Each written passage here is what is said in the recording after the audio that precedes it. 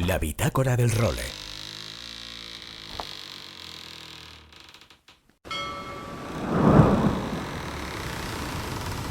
¡Bienvenidos a bordo del role! Una placentera travesía por los mares del podcast. ¡Zarpamos ya en busca de las mejores historias del mar! ¡A la caña, Nacho Gómez Zarzuela!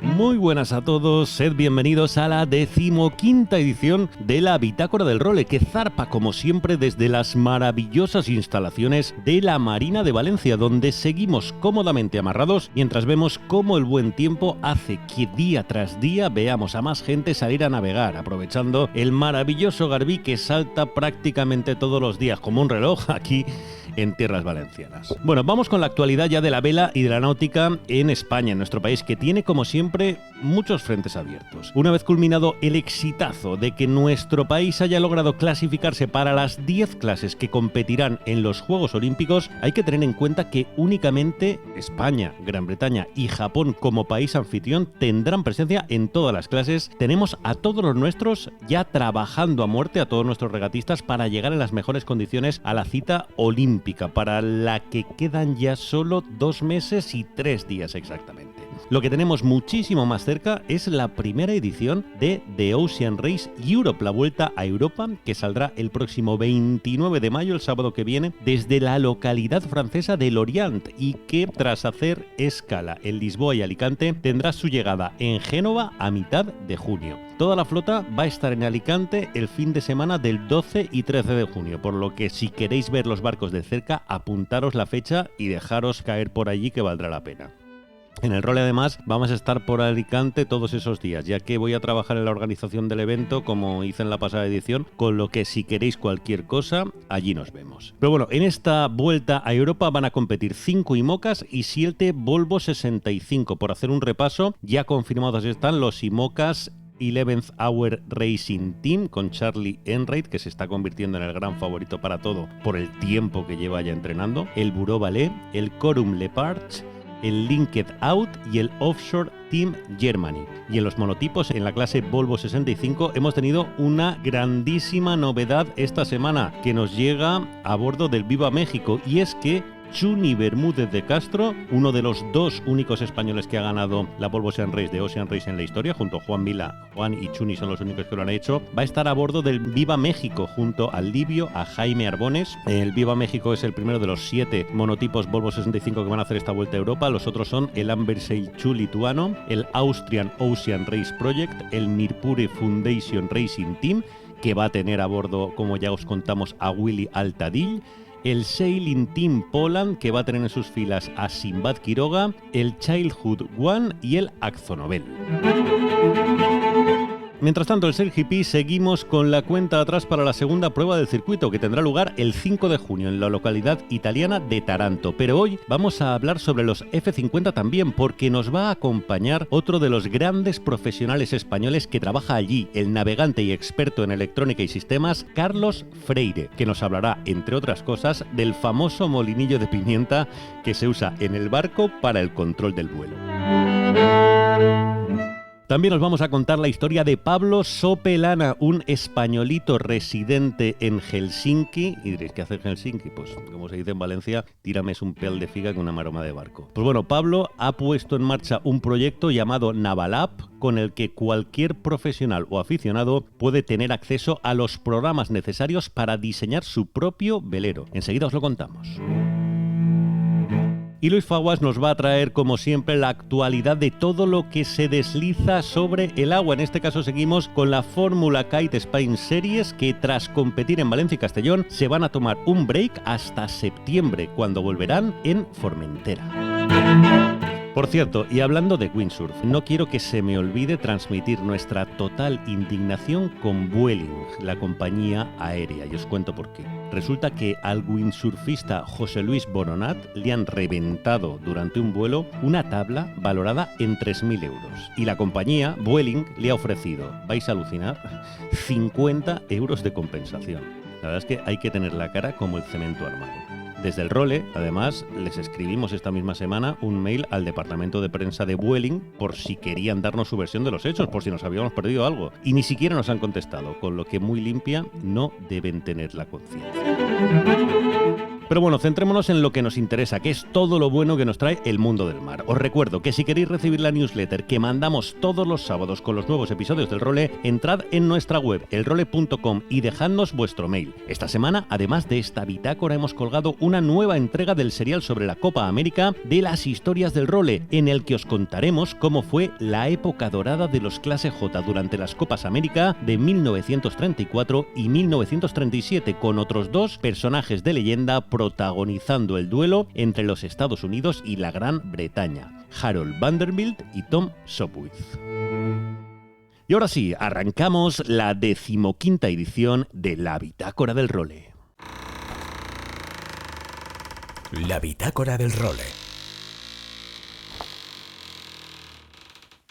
Seguimos en la Bitácora del Role y ahora vamos a entrar en comunicación con otro de los profesionales españoles que también se ha labrado un prestigio entre todo el mundo de las regatas internacionales y de los barcos de alta competición. Su salto al estrellato, entre comillas, vino como muchísimos de nuestros profesionales con la Copa América, pero ya tenía mucho trabajo antes y ha seguido teniendo mucho trabajo después. Don Carlos Freire, muy buenas. Hola, ¿qué tal? ¿Cómo estamos? Bienvenido a esta Bitácora del Role. Gracias por invitarme. Una de las múltiples cosas en las que estás metida es una de las cosas, además, de las que más hemos hablado en este programa en las últimas ediciones, como ha sido el circuito SailGP, porque estás colaborando con ellos con todo lo tuyo, que es la electrónica principalmente, que llevan todos los barcos a bordo, ¿no? Sí, efectivamente. Bueno, en esta ocasión, este tipo de barcos, que la tecnología y la integración de todos los sistemas ha sido bastante grande, se ha separado un poco el mundo de lo que es puramente electrónica y la parte de sistemas, y en esta ocasión estoy más en la parte del lado de los sistemas. La electrónica sí que se entiende más como la parte más hardware y de instalación, de cableado, y yo estoy más en la parte de todos los sistemas, configuración de sistemas, etcétera, etcétera. Vale, lo que creo que sí que tienes entre manos es uno de los juguetitos, por decirlo de alguna manera, que más nos ha llamado la atención, ¿no? Sobre todo a todos los aficionados, a los no profesionales, cuando vemos a los tripulantes manipular y maniobrar en este tipo de barcos, como es esta especie de molinillo de pimienta, ¿no? Que creo que le llaman ya popularmente, que usa el controlador del vuelo para regular la altura de los foils. Sí, la verdad que no conocía ese nombre, pero es muy, muy gracioso.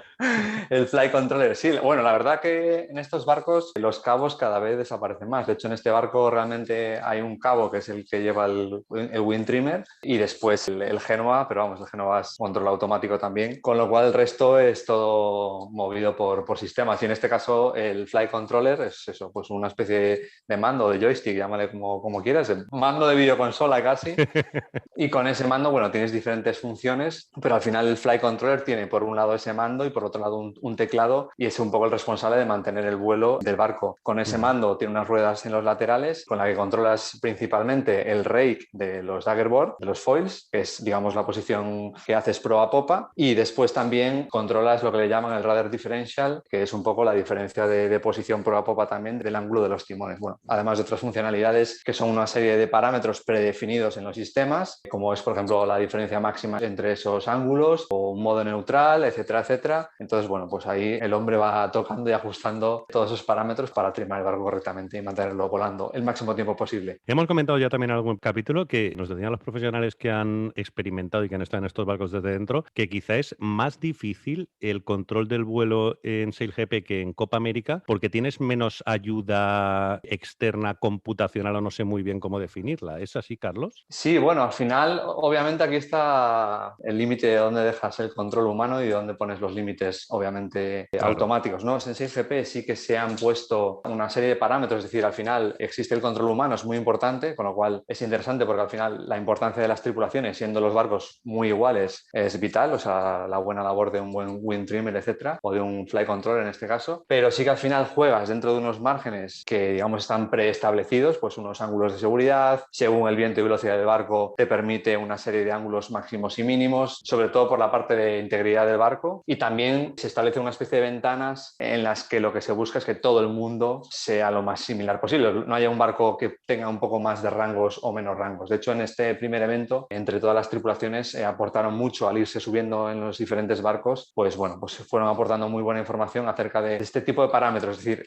el feedback al final de los tripulantes ha sido muy bueno para hacer ese pequeño ajuste. Además, piensa que al final aquí estamos hablando de 0,5 grados, 1 grado, 0,7, o sea, los límites son súper finos y a pesar de haber muchos procedimientos y muchas cosas automáticas por la integridad del barco y porque realmente la gente tenía muy poco tiempo para navegarlos, existe bastante el control manual. ¿Eres el único español integrado como en la estructura de no navegantes de SILGP o tenemos algún otro representante por ahí? Honestamente ya no sé qué nacionalidad es, porque realmente creo que no es español de origen, pero bueno, yo lo considero casi ya valenciano. Tenemos ahí a David Rey, por ejemplo, en la parte de todo el tema de análisis de datos, y después en la parte del equipo de Short Team, de tema de operaciones, también está Álvaro de Aro, por ejemplo, que está con todo el tema también de la gestión de las lanchas y toda esta parte de equipación de tierra, pero sí, sobre todo David, yo, y si no se me escapa ninguno más, igual alguno de Composite por ahí, pero vamos, somos los que estamos. Bueno, pedimos disculpas de antemano si a alguien si no se nos ha olvidado, pero ya en próximos somos programas muchas seguro personas. que esto es un clásico además, seguro que cuando marketing te pones a seguramente,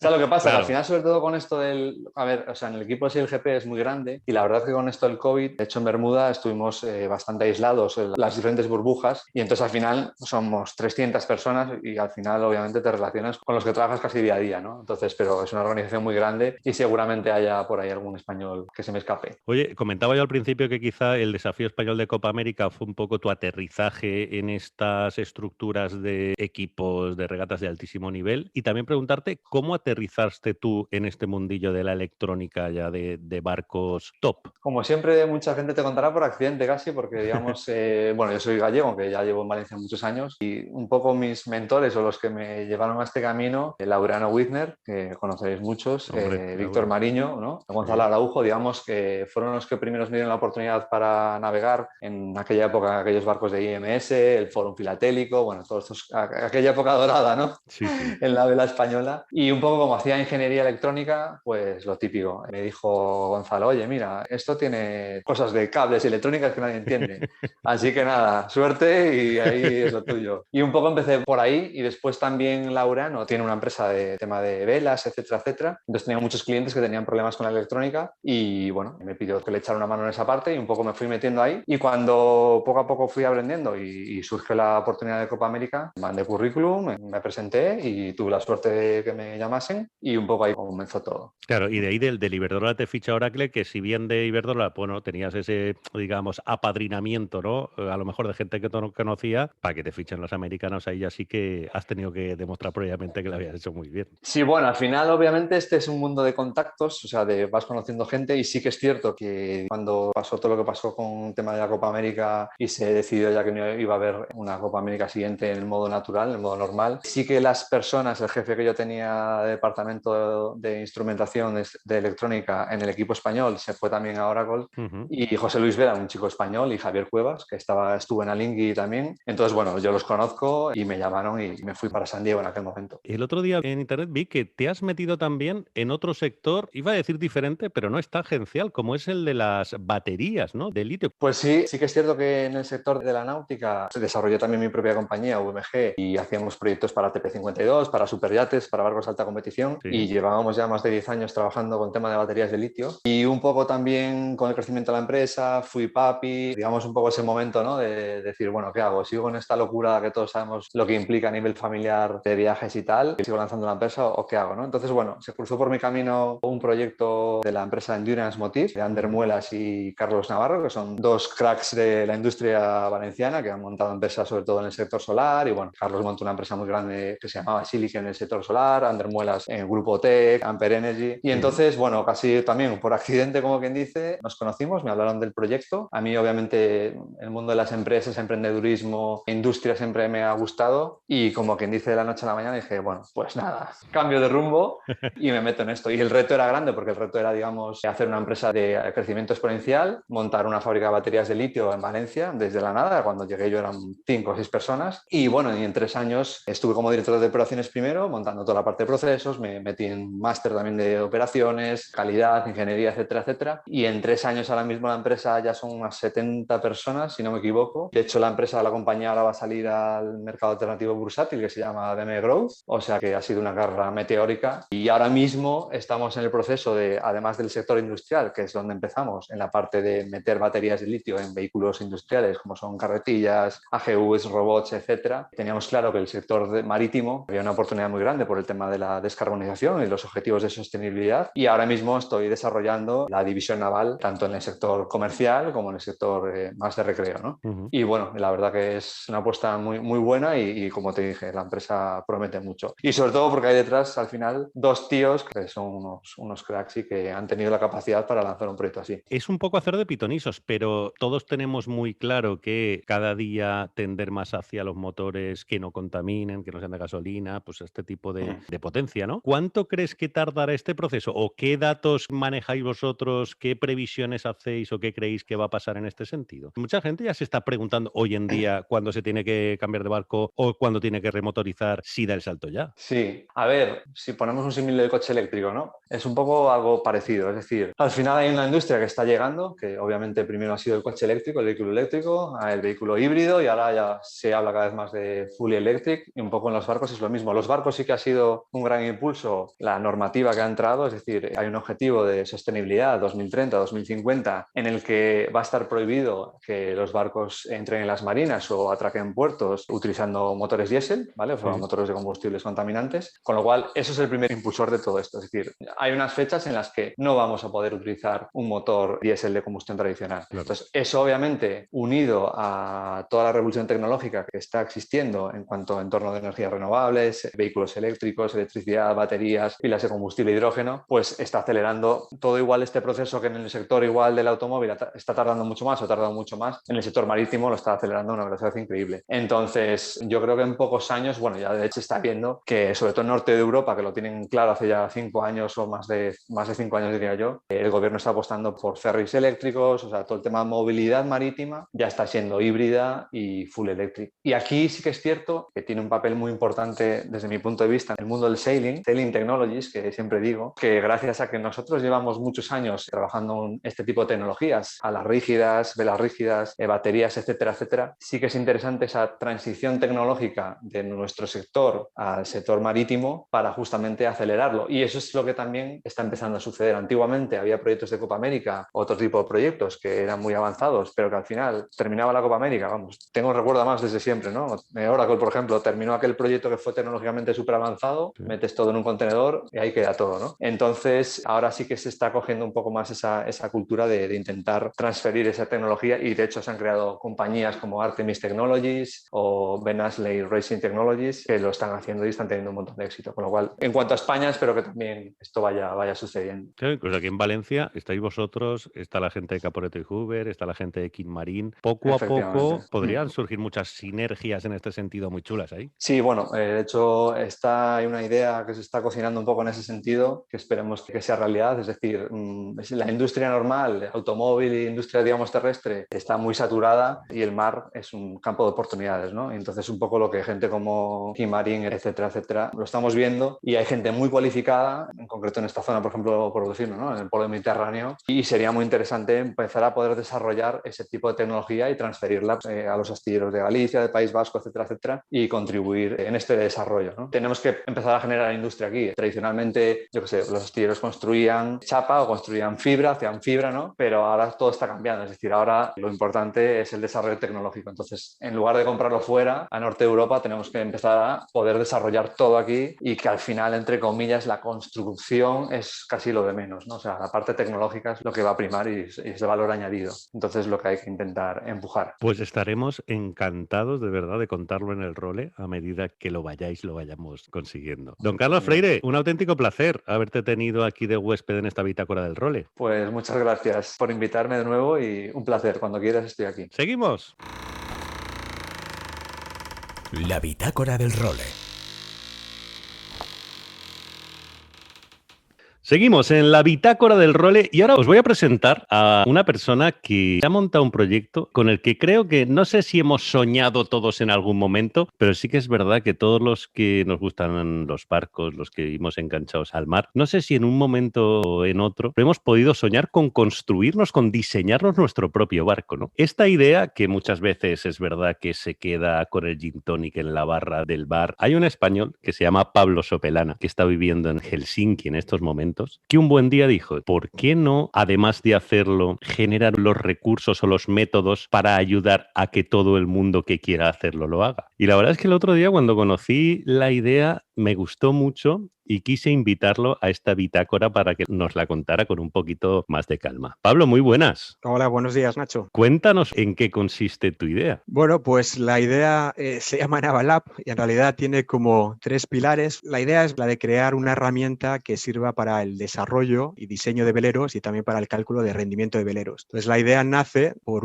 digamos, hace unos años yo tuve muchísimas ganas en diseñar mi propio velero y efectivamente no sabía cómo hacerlo. Entonces, leyendo un montón de libros, bibliografía, investigación, etcétera, desarrollé tablas Excel, etcétera, de alguna manera no tan fácil de utilizar, etcétera, y desarrollé unos programas para calcular rendimientos y diseño de veleros. Del mismo momento también compré algunas licencias de otros programas en los que me dejaban hacer estos cálculos, etcétera, pero también me di cuenta que no era fácil y que no era lo que yo necesitaba para desarrollarlo. Por otro lado, he estado trabajando mucho últimamente en el tema de Internet, software y computación en la red. Entonces llegó un momento en que las dos partes, lo que yo sabía en el tema de hidrodinámica, aerodinámica y el tema en todo lo que es Internet y computación, pues me di cuenta que a lo mejor ya tenían una masa crítica en la que podía ponerlos juntos y desarrollar algo que no solo me sirviera a mí, es decir, que además si lo podía poner en la red y podía hacerlo accesible, pues igual habría gente que también le podría interesar. Entonces, básicamente, por responder a tu pregunta, es eso, es una herramienta, eso es software que ayude en el diseño y en el cálculo de rendimiento de barcos. Y de ahí se pueden sacar un montón de utilidades más, como por ejemplo, no solo diseñar tu propio barco, es decir, sino entender cómo funciona, entender si cambias alguna de las configuraciones del barco, por ejemplo, si quieres hacer una modificación en la quilla o en lo que son la superficie de velas, etcétera, cómo eso puede afectar al rendimiento. Además, calcular para tu propio barco las polares, si es que no las tienes, y luego ver si estás, por ejemplo, en una regata, ver a cuánto estás de la polar, cómo puedes mejorar, etcétera. Es decir, que da también otra serie de posibilidades para su uso. La idea nace de una necesidad mía, pero efectivamente, como tú comentabas antes, ahora puede ser que haya más gente que la pueda utilizar. Claro, al final ese es el punto diferencial, ¿no? Que todos muchas veces quizás soñamos con eso y tú eres el que te has puesto a hacerlo. Además, lo has desarrollado desde Helsinki. Exactamente, desde Helsinki, sí, señor. Bueno, yo soy español, como has dicho antes, y por razones profesionales, pues me he movido bastante. Y una de mis últimos movimientos fue Francia, en París, y allí conocí a mi mujer,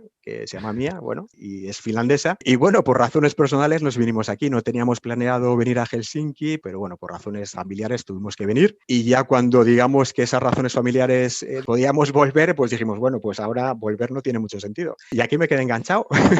Llevo desde 2011, nunca había planeado en mi vida venir a vivir a Finlandia, pero ya llevo 10 años, así que imagínate. Bueno, además tú llevas el mar en la sangre porque tu padre era marino mercante, familia asturiana, País Vasco, viviste en Valencia desde muy jovencito y con ese background estudiaste ingeniería industrial electrónica, te has dedicado muchísimo tiempo al mundo del automóvil y ahora al final has mezclado pasión y conocimientos para generar esta herramienta que, como decía, se llama Navalab, y quería que lo contases a todos nuestros oyentes un poco. ¿Qué poder esperar? ¿Qué se pueden encontrar? ¿Cómo funciona? Bueno, pues Navalab, como comentaba antes, el objetivo es crear herramientas que ayuden en lo que es el diseño y cálculo de rendimiento de veleros para poderlo utilizar pues para bien o diseñar tu propio barco. Todo esto en fase conceptual, son herramientas de fase conceptual. La idea es que sea de fácil uso y que simplifique el acceso a gente que a lo mejor piensa que todo esto es muy complicado y la utilización de herramientas que existen pues son como muy difíciles de utilizar, que sea de fácil acceso, pero sin comprometer para nada lo que es la profesionalidad de los resultados, es decir, que los resultados no sean, digamos, descafinados, sino que sean unos resultados profesionales, etcétera. Con esa idea en mente de crear herramientas, lo que he estado haciendo es, a través de la web, ir publicando cálculos individuales de diferentes componentes, como el casco, la quilla, velas, etcétera, de diferentes componentes de un velero, de manera que ya se puedan ir calculando cosas como resistencias o como coeficientes aerodinámicos, como el estado de la mar, etcétera, y cómo eso afecta a la resistencia cuando estamos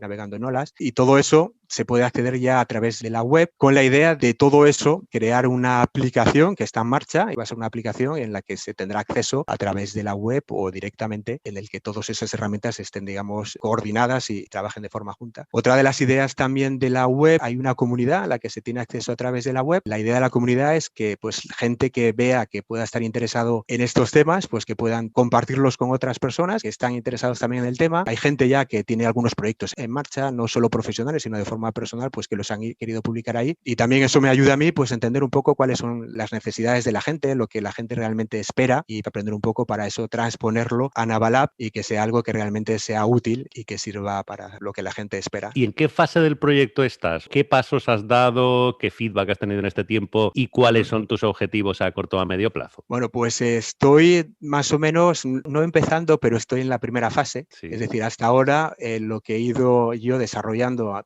como decía antes, era un proyecto un poco personal, pero poco a poco me he ido dando cuenta que el proyecto puede ser que sea menos personal, en el sentido de que puede ser que haya más gente a la que le pueda ayudar este proyecto. Entonces, estoy en la fase en la que estoy intentando dejarlo que sea estrictamente personal y abrirlo de manera que pues gente que esté interesada y quiera participar en el proyecto puedan participar en él de alguna manera. Lo que estoy haciendo pues es conocer a mucha gente del sector, he estado hablando con empresas de diseño, muchos de ellos están interesados, estoy intentando conocer un poco qué tipo de personas serían los que estarían más interesados, es decir, esto realmente es para la gente más amateur, que esto les puede ayudar, o realmente al final tiene que ser un útil que es más profesional, o tiene que ir para más el sector profesional porque finalmente solo es lo que, digamos, ese sector el que lo va a utilizar. Entonces, bueno, estoy en esa fase en la que es un poco el cambio de fase inicial a cambio a fase de que el proyecto tiene que crecer de alguna manera, y esa es en la fase en la que estoy. Y respecto a gente con la que he contactado, pues como te digo, sobre todo aquí en Finlandia, hay alguna gente en Francia, en Inglaterra y en España, y el feedback ha sido positivo.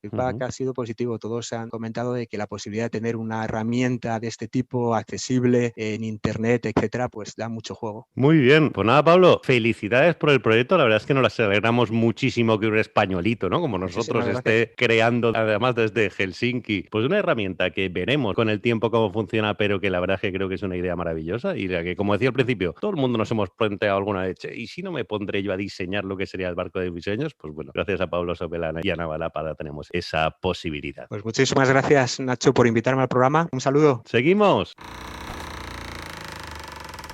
La bitácora del role.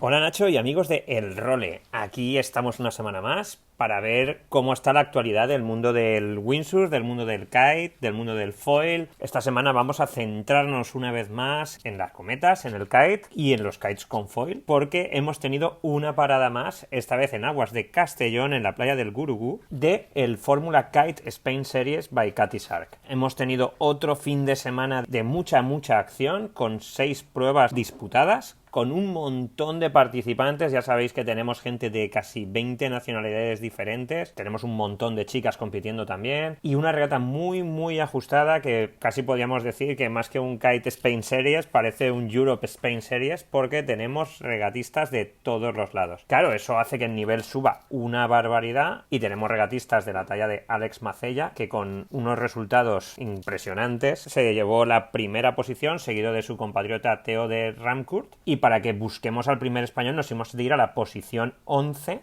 donde nuestro Alex Climent, incombustible entre los incombustibles, estuvo defendiendo el pabellón español. Contar que es una regata con un nivel muy alto, en el que se van moviendo regatistas ya a nivel europeo y hacen que el nivel esté muy alto y sea muy difícil estar ahí arriba compitiendo por estas primeras posiciones. Ya llevamos 3 pruebas del Fórmula Kite Spain Series y tenemos al ruso Denis Taradin con un primero, un segundo y un tercero en las 3 primeras pruebas, que han sido Mallorca, Valencia y Castellón, en primera posición, seguido de Alex Climent en segunda posición, y después de Jakub Jarkowski de Polonia, apellido difícil para los españoles, en tercera posición. Ahora nos tomamos un pequeño descanso hasta el 22 de octubre, que volverán las Kite Series a Formentera. Aprovechan este descanso para selecciones nacionales, europeos, hay que seguir dándole duro al kite. Y en breve volveremos a hablaros también un poquito más de windsurf. Venga, un abrazo. Muchísimas gracias, Luis, y con don Luis Faguas nos marchamos hasta la semana que viene. Os recuerdo únicamente un par de cositas. Si queréis recibir la newsletter en vuestro mail, ya sabéis, elrole.com, nos dejáis ahí la dirección que queráis, os lo enviaremos. Tenéis también colgado, además de esta bitácora, el 9º capítulo sobre la historia de la Copa América, el serial en las historias del role, sobre el apogeo de los clase J, y agradecer, como siempre, a la Marina de Valencia que sean el gran armador de esta bitácora del role. Hasta la semana que viene, sed muy felices, adiós.